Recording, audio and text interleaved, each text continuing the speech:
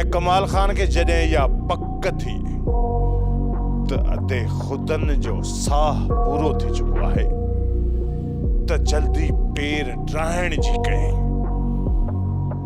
ऐं हुन जे अॻियां मां अची वियुसि। तॾहिं वञी ख़ौफ़ खां हाणे लिकी वेठो आहे। पर सरदार साईं अफ़सोस, जेकॾहिं वक़्त खां मां पहिरियां अची वञा न त उन ॾींहुं मुंहिंजे घर मां मुंहिंजे भाउ जो लाश न, पर सरदार साईं तुंहिंजे घर मां तुंहिंजे पुट जो लाश वञे हा।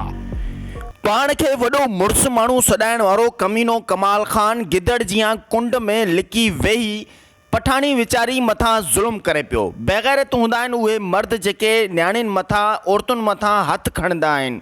सिंध धरतीअ ते कमीनो कमाल खान ज़हर ज़िंदगी ड्रामे में न्याणियुनि मथां ज़ुल्म ते ज़ुल्म कंदो पियो वञे।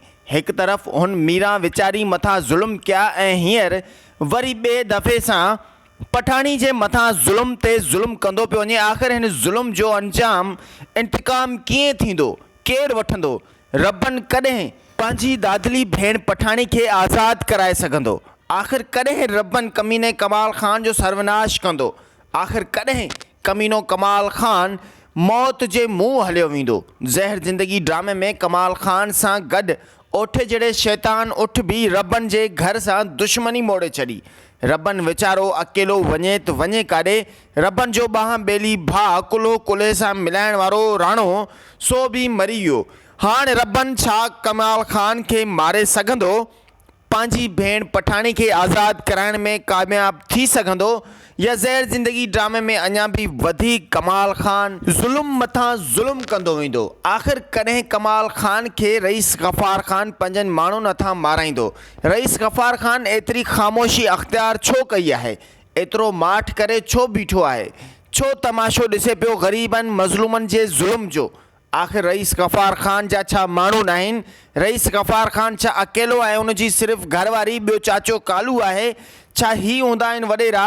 रईस गफ़ार खान खे ना को माण्हू आहे, ना ई उनजा के छाड़ता आहिनि। चवंदा आहिनि वॾेरनि जा जेतिरा मथे ते वार हूंदा आहिनि एतिरा ई धाड़ियल यार हूंदा आहिनि। पर रईस गफ़ार खान अलाए त छो मसीत जो कख बणियो वेठो आहे। ज़ुल्म जे मथां ज़ुल्म ॾिसंदो पियो वञे। रबनि जे भाउ खे मारियो वियो, उनजी मीरा खे अगवा करे लॼ लुट करे ज़ुल्म जे मथां ज़ुल्म कंदो वियो। आख़िर कॾहिं कमाल खान जहिड़े कमीने इंसान खे मिटी हवाले कयो वेंदो? ज़हर ज़िंदगी ड्रामे जी हर अपडेट ॾिसण लाइ ॾिसंदा सिर्फ़ु असांजी HD TV खे। रखंदा पंहिंजो खोड़ सारो ख्यालु।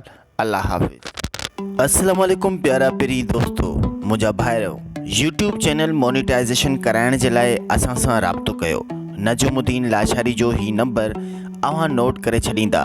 जी हाँ दोस्तो, जेकॾहिं अव्हां जो यूट्यूब चैनल काफ़ी टाइम खां मोनिटाइज़ न पियो थी सघे, ना ई 1000 सब्सक्राइबर्स पूरा पिया थियनि, ना ई वरी 4000 कलाक वॉच टाइम पूरो थिए पियो।